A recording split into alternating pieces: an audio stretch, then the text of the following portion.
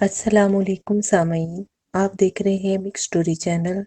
کہانی سنگ گراں کی دوسرے قسط پیش خدمت ہے۔ ٹھیک ہے وکیل صاحب، میں بڑی شدت سے آپ کے فون کا انتظار کروں گا۔ وہ مسافے کے لیے میرے انتہائی قریب آ گیا۔ ایک مرتبہ پھر مجھے وہ ناگوار سی بو محسوس ہوئی، لیکن میں نے اپنے چہرے کے تاثرات سے ناپسندیدگی کو ظاہر نہیں ہونے دیا اور سرسری انداز میں اس سے ہاتھ ملا کر انہیں دفتر سے رخصت کر دیا۔ تھوڑی دیر بعد جب میں فرح کے ساتھ دفتر والی عمارت سے نکل کر نیچے سڑک پر پہنچا تو فاروق، پروین اور ایرم مجھے سڑک کے کنارے دکھائی دیے۔ شاید وہ کسی ٹیکسی وغیرہ کا انتظار کر رہے تھے۔ مجھ پر نگاہ پڑی تو فاروق نے الوداعی انداز میں ہاتھ ہلایا۔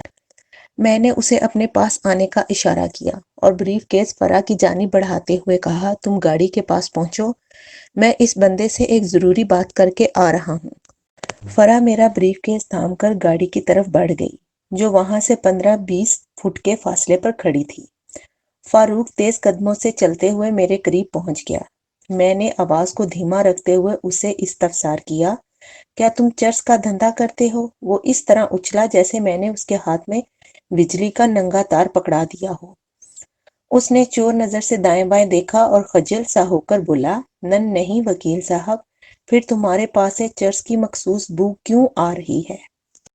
وہ جی کبھی کبھار ایک آدھ سگریٹ پی لیتا ہوں، وہ ندامت آمیز لہجے میں بولا، پھر کانوں کو ہاتھ لگاتے ہوئے جلدی سے اضافہ کیا، اللہ نہ کرے میں کبھی اس دھندے میں لگ جاؤں۔ میں نے قدرے سخت انداز میں کہا، فاروق، کوئی بھی دھندا ہو لین دین کے اصول پر چلتا ہے، یعنی خرید و فروخت۔ تم چرس کے کاروبار میں 50% تو لگے ہی ہوئے ہو۔ ٹھیک ہے، تم یہ نشہ بیچتے نہیں مگر خرید تو ہو۔ اگر تم نے یہ روش نہ بدلی تو وہ دن دور نہیں جب تم چرس فروخت بھی کرنے لگو گے۔ وہ شرمندہ سی نظر سے مجھ کو دیکھنے لگا، پھر خاصے مضبوط لہجے میں بولا، جناب میں کوشش کروں گا کہ اس علت سے جان چھڑا لوں۔ میں نے ضروری ہدایات کے بعد اسے رخصت کر دیا۔ چرس ایک عجیب و غریب نشہ ہے۔ نشہ تو کسی بھی شے کا ہو بالآخر نقصان ہی پہنچاتا ہے۔ دیگر نشہ آور مستعمل اشیاء کی طرح چرس کے بھی بے شمار مضرات ہیں، لیکن میں نے اسے عجیب و غریب نشہ اس لیے کہا کہ بعض انتہائی سنجیدہ افراد کو میں نے اس کی تعریف بھی کرتے سنا ہے۔ ان کا موقف ہے کہ اگر اسے 2 ہفتے 4 ہفتے میں ایک بار استعمال کر لیا جائے اور وہ بھی تمیز کے ساتھ، تو یہ نقصان کی بجائے فائدہ پہنچاتی ہے۔ وہ اس ذیل میں چرس کے بعض گفتہ و ناگفتہ فوائد بھی گنواتے ہیں۔ حتیٰ کہ میرے ایک دوست جو لاہور میں اپنا نفسیاتی کلینک کامیابی سے چلا رہے ہیں، وہ بھی چرس کے بعض فوائد کی تصدیق و تائید کرتے ہیں۔ بہرحال قدرت نے کوئی بھی شے خوامخواہ پیدا نہیں کی۔ انسانی قدرت اشیاء سے اپنی مرضی کے مطابق دیگر اشیاء تیار کر لیتا ہے، جو فائدہ بھی پہنچاتی ہے اور نقصان بھی۔ میں اپنی گاڑی میں آ کر بیٹھا اور گھر کی جانب روانہ ہو گیا۔ آئندہ روز میں ایک مناسب موقع نکال کر متعلقہ تھانے پہنچا اور اس کیس کے ملزم شاکر سے ایک تفصیلی ملاقات کی۔ یہ بتانے کی ضرورت نہیں کہ میں نے اس تک رسائی حاصل کرنے کے لیے کون سا گر آزمایا۔ اس نوعیت کی مختلف تکنیکس کو میں گاہے بگاہے تحریر کرتا رہتا ہوں۔ لگ بھگ 1 گھنٹے کی اس ملاقات میں شاکر سے ڈھیروں باتیں ہوئیں، جس سے مجھے اس کیس کو سمجھنے میں بہت مدد ملی۔ میں یہاں پر اس تفصیلی بات چیت کا خلاصہ بیان کرتا ہوں تاکہ آپ بھی پس منظر سے آگاہی حاصل کر لیں۔ اس طولانی قصے میں سے بعض غیر ضروری امور کو میں نے حذف کر دیا ہے تاکہ آپ بوریت سے بچ جائیں۔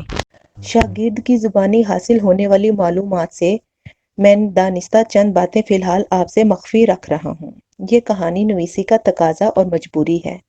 بہرحال عدالتی کارروائی کے دوران مناسب مقامات پر گاہے بگاہے ان باتوں کا ذکر ہوتا رہے گا۔ شاکر کی رہائش اعظم بستی میں تھی، جہاں وہ اپنی بیوی بچوں کے ساتھ ایک چھوٹے سے مکان میں رہتا تھا۔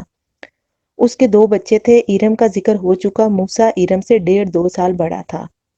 شاکر کی خوش قسمتی کہ اسے پروین جیسی سوگڑ اور سمجھدار بیوی ملی تھی۔ وہ ایک اچھا موٹر مکینک تھا اور کالا پل کے نزدیک واقع ایک ورک شاپ میں ایک ملازم کی حیثیت سے کام کرتا تھا۔ اگر انسان کے ہاتھ میں ہنر ہو تو وہ بھوکا نہیں مر سکتا۔ شاکر کے گھر میں کبھی فاقوں کی نوبت تو نہیں آئی، تاہم یہ گھرانہ تنگ دستی کا شکار ضرور رہتا تھا۔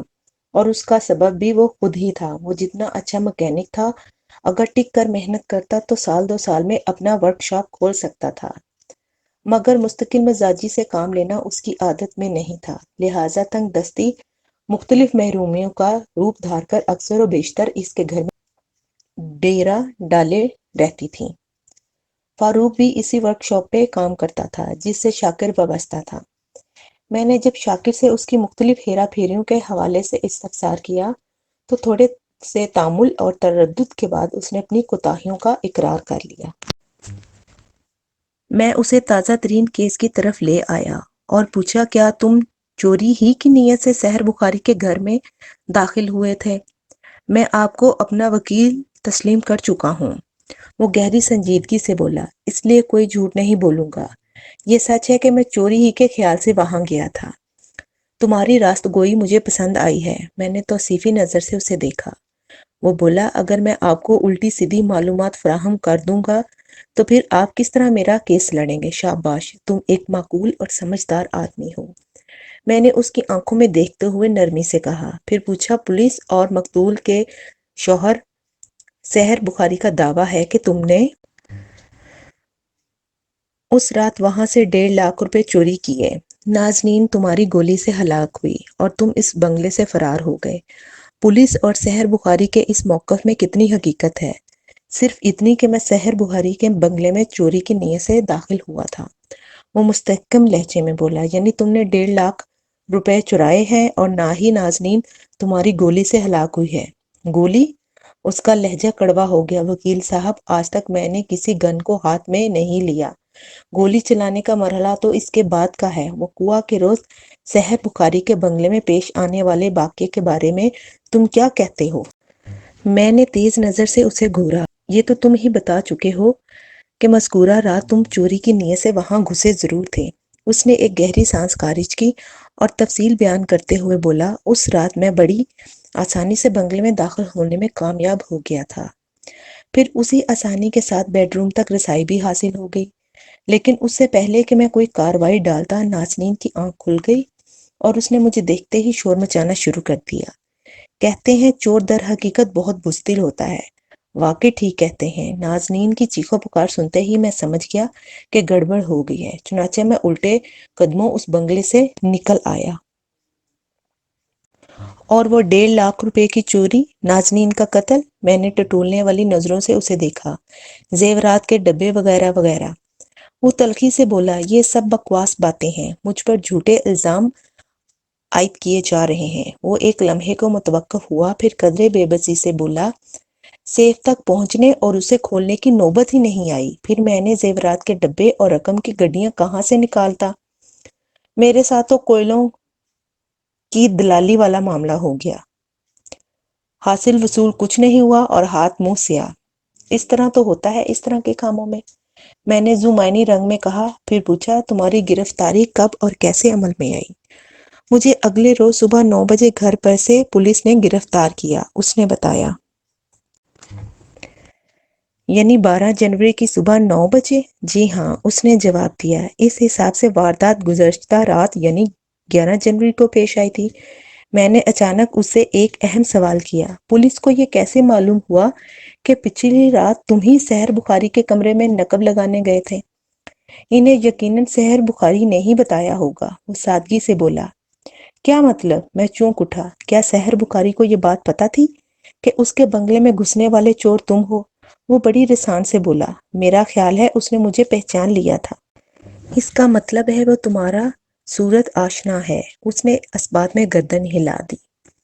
میں نے تنبیہی لہجے میں کہا، دیکھو شاکر، اگر تم چاہتے ہو کہ میں سنجیدگی سے تمہارے کیس میں ہاتھ ڈالوں تو مجھ سے کچھ چھپانے کی کوشش نہ کرنا۔ وہ خاموشی سے میرے مزید بولنے کا انتظار کرنے لگا، تو میں نے گمبھیر لہجے میں کہا، تمہاری اور سحر بخاری کی باہمی واقفیت اور شناسائی کس نوعیت کی ہے؟ مجھے کھل کر بتاؤ۔ اس نے بتایا کہ سحر بخاری اپنی گاڑی کے سلسلے میں اس ورک شاپ میں آتا رہتا تھا جہاں وہ بطور مکینک کام کرتا تھا۔ اس طرح ان میں تھوڑی بہت راہ و رسم پیدا ہو گئی۔ اسے شناسائی کی کاروباری قسم کہا جا سکتا ہے۔ ایک مرتبہ سحر بخاری کی گاڑی کسی کام کی غرض سے ان کی ورک شاپ آئی تھی۔ सहर बुखारी किसी वजह से गाड़ी लेने ना आ सका और वर्कशॉप के मालिक से उसने गाड़ी घर भिजवाने को कह दिया। सहर बुखारी का बंगला वहां से ज्यादा दूर भी नहीं था। वो बलूच कॉलोनी में रहता था।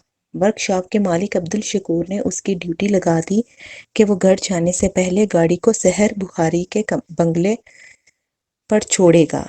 इस तरह शाकर को सहर बुखारी का घर देखने का मौका मिल गया। वो इसके आलीशान बंगले को देखकर बहुत मुतासिर हुआ था।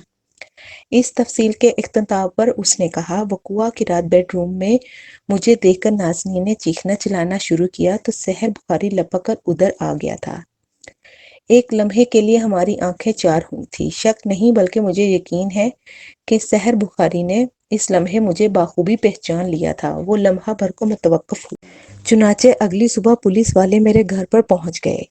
बस इतनी सी हकीकत है। इसके अलावा सहर बुखारी और पुलिस वाले मुझे जिन इल्जामात में जकड़ने की कोशिश कर रहे हैं, इनका हकाइक से कोई ताल्लुक नहीं। मैंने पूरी तवज्जो से उनकी बात सुनी। वो मेरे तजर्बे में आने वाला एक मुनफरिद नोयत का मौक्कल था। मैंने उससे पूछा, क्या तुम्हें अपने हालात की संगीनी का अंदाजा है? जी हाँ, मैं महसूस कर रहा हूँ कि मुझ पर बड़ा कड़ा वक्त आन पड़ा है। सहर बुखारी के बंगले में नकब लगाने का ख्याल तुम्हारे जहन में क्यों कर पैदा हुआ? मैं कोई आदी चोर नहीं हूँ वकील साहब, वो आहिस्तगी से बोला। बस एक मंजर ने मेरी नीयत में फतूर भर दिया था। कैसा मंजर? मैंने तेज लहजे में दरियाफ्त किया। वो बताने लगा, 11 जनवरी की शाम सहर बुखारी अपनी गाड़ी में हमारी वर्कशॉप आया। उस वक्त उसके साथ एक खूबसूरत औरत भी मौजूद थी जो इसके पहलू में पैसेंजर सीट पर बैठी थी। मैं इस औरत के हुस्न को देखकर एक लम्हे के लिए खो सा गया था।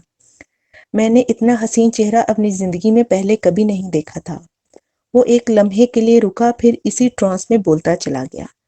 मैं एक गाड़ी की ओट से उस पुरकशिश औरत को यकटुक देखता चला गया।